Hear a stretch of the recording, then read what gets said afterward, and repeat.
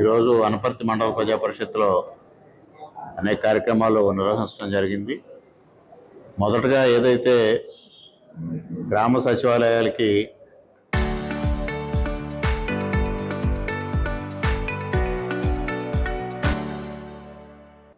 ఇన్వర్టర్స్ని ప్రభుత్వం సప్లై చేయడం జరిగింది.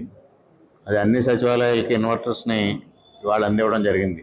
అంటే వేసవిలో ఎక్కడైనా పవర్ షార్టేజ్ వస్తే ఇన్వర్టర్ ద్వారా వాళ్ళు కాసేపు పవర్ వాడుకోవడం కోసం ఈ కార్యక్రమాన్ని తీసుకోవడం జరిగింది. అది డిస్ట్రిబ్యూషన్ కార్యక్రమం జరిగింది. అదేవిధంగా ముఖ్యమంత్రి సహాయ నిధి నుంచి 2 LOCలు 4 రీఎంబర్స్మెంట్లు కలిసి మొత్తంగా 8,52,871 రూపాయలని మరి బాధితులకి అందివ్వడం జరిగింది. అదేవిధంగా ఏదైతే ఒక మహిళ అంగన్వాడీకి సంబంధించిన మహిళ సుభాషిణి అనే ఆవిడని గతంలో వైఎస్ఆర్ ప్రభుత్వం కక్ష కట్టి ఆవిడని తొలగించడం జరిగింది. ఆవిడ అప్పట్లో కోర్టుని ఆశ్రయించగా కోర్టు ఆదేశాలతో మరలా ఆవిడని రీఇన్స్టేట్ చేయడం జరిగింది. ఆ అపాయింట్మెంట్ ఆర్డర్ కూడా వారికి ఇవ్వడం. అదేవిధంగా మండల స్థాయి అధికారులందరితో ముఖ్యంగా గ్రామ పంచాయతీ ప్రత్యేక అధికారులు, గ్రామ పంచాయతీ కార్యదర్శులతో ఒక సమీక్ష నిర్వహించుకొని ఆ సమీక్ష ప్రకారంగా ఎక్కడైతే డ్రింకింగ్ వాటర్కి ఇబ్బందులు ఉన్నాయో ఆ డ్రింకింగ్ వాటర్ ఇబ్బందులన్నీ తొలగించాలనేది ప్రధానంగా మాట్లాడడం జరిగింది.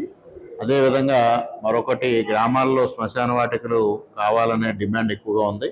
అందుకోసం ఉన్న గ్రామ పంచాయతీలో మండల పరిషత్తులో ఉన్న ఫండ్స్ని అది ఏ విధంగా వినియోగించుకోవచ్చు అనేది ఒక యాక్షన్ ప్లాన్ తయారు చేసి ఇవ్వమని కూడా ఆదేశించడం జరిగింది. అవి తప్పనిసరిగా గ్రామాల్లో అభివృద్ధి కార్యక్రమాలు గతంలో వైఎస్ఆర్ ప్రభుత్వం ఉండగా 15వ ఆర్థిక సంఘం నిధులు నేరుగా పంచాయతీలకి విడుదల చేయని పరిస్థితిని మనం చూసాం. మండల పరిషత్కి కానీ జిల్లా పరిషత్కి కానీ ఆర్థిక సంఘం నిధులు మంజూరు చేయాల.